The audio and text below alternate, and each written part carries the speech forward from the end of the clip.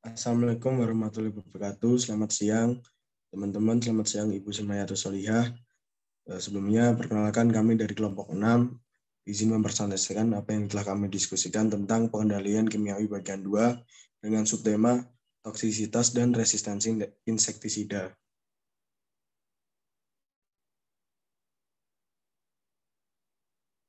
Kelompok 6 sendiri terdiri dari beranggotakan Ray Muhammad dengan NIM 119, lalu ada Adega Trias dengan NIM 236, ada Butsaina Sabila dengan NIM 240, ada Arifah Hazara dengan NIM 242, ada Chana Koirun dengan NIM 243, ada Adelia Zerlinda dengan NIM 245, Dian Fasiha dengan NIM 272, dan Deris Christian dengan NIM 273.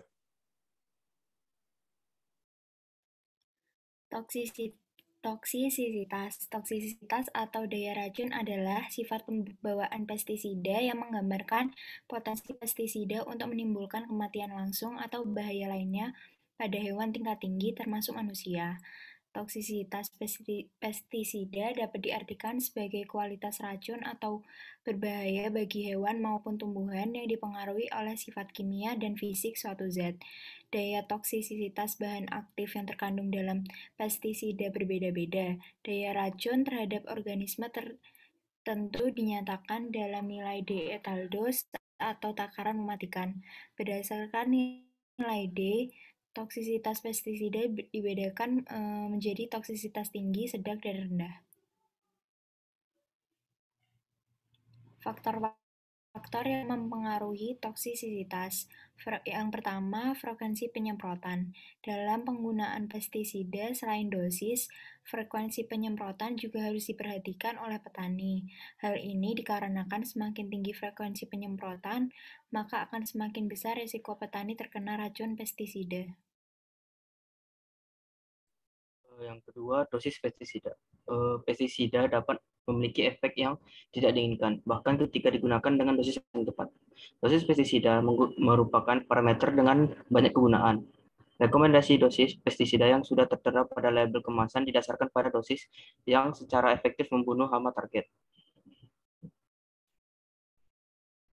Yang setelah habis itu ada LD50 atau lethal dose 50.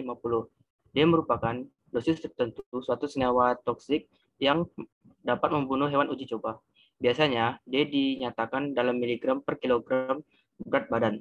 Nilai D dapat digunakan untuk acuan uji toksisitas tingkat kronik atau subkronik.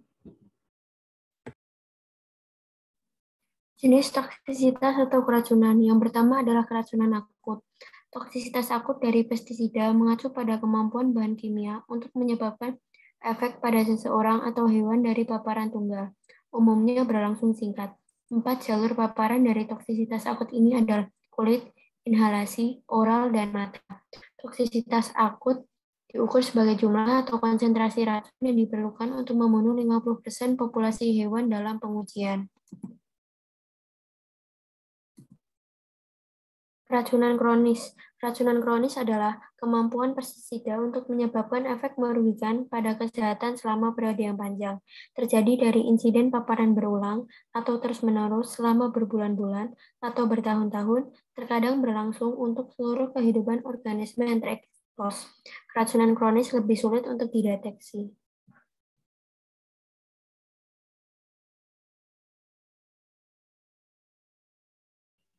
Yang selanjutnya ada akibat dari toksisitas kronis.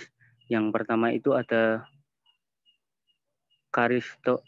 karisnogenik, yaitu pendorong terjadinya tumor ganas kanker.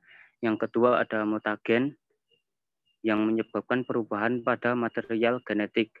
Kemudian ada teratogenik yang mendorong terjadinya cacat bawaan, cacat lahir, dan kerusakan sistem reproduksi. Next.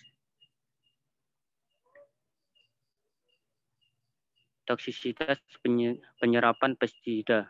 Petani banyak menggunakan pestisida sintetis untuk mengendalikan hama berbahaya dan agar mencegah kerusakan hasil panen. Petani secara rutin terpapar pestisida sehingga risiko bahayanya lebih besar daripada konsumen. Terpaparnya tersebut terjadi selama persiapan peralatan pestisida hingga pencucian alat pestisida. Paparan pestisida dapat terjadi melalui 3 rute, yaitu yang pertama ada penyerapan pestisida melalui dermal, kemudian ada penyerapan pestisida melalui oral, dan yang terakhir ada penyerapan pestisida melalui inhalasi. Next. Selanjutnya yaitu resistensi hama terhadap insektisida. Berikut merupakan pengertian resistensi. Ketahanan atau resistensi tanaman terhadap hama penyakit adalah sekelompok faktor yang pada hakikatnya telah terkandung dalam tanaman dan diperoleh secara alamiah. Sedangkan sifatnya adalah menolak, mencegah, atau mentolerir serangan hama penyakit. Faktor yang mengendalikan sifat resistensi sampai saat ini belum diketahui dengan pasti, tetapi diduga adalah faktor fisik, kimiawi, anatomis, fisiologis, dan genetis. Berikut merupakan rumus pengukuran tingkat resistensi hama. Resistensi hama sama dengan hama yang tersisa setelah diberi insektisida dibagi populasi hama pada lahan sebelum diberi insektisida dikali 100%. Selanjutnya adalah penyebab resistensi. Resistensi hama disebabkan oleh berbagai faktor.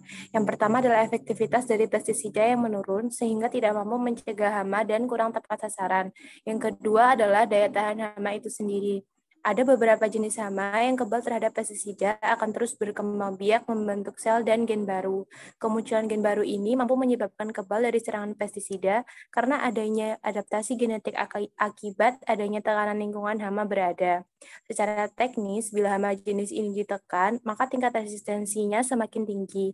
Penggantian pestisida baru justru dapat menyebabkan hama sebelumnya semakin resisten pada pestisida yang digunakan. Selanjutnya adalah pengelolaan resistensi.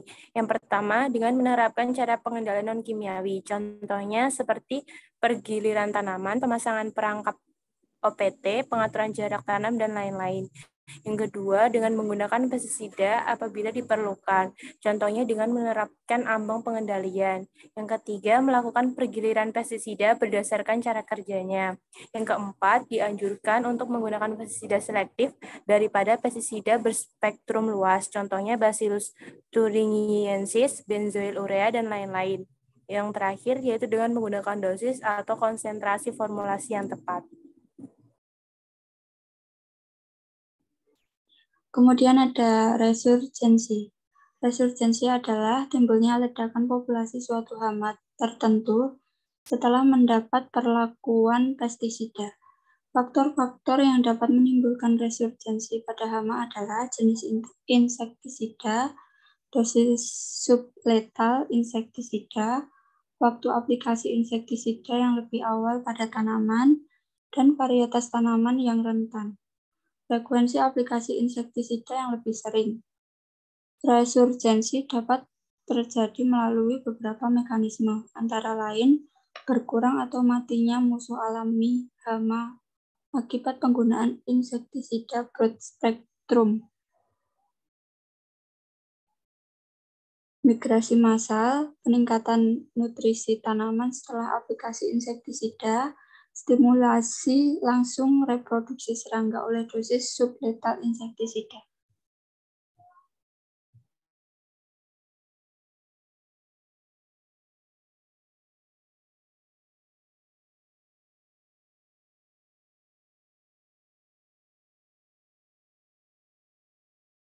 Sekian presentasi dari kelompok 6. Apabila ada salah kata atau salah berusaha, mohon koreksi bersama. Wassalamualaikum warahmatullahi wabarakatuh.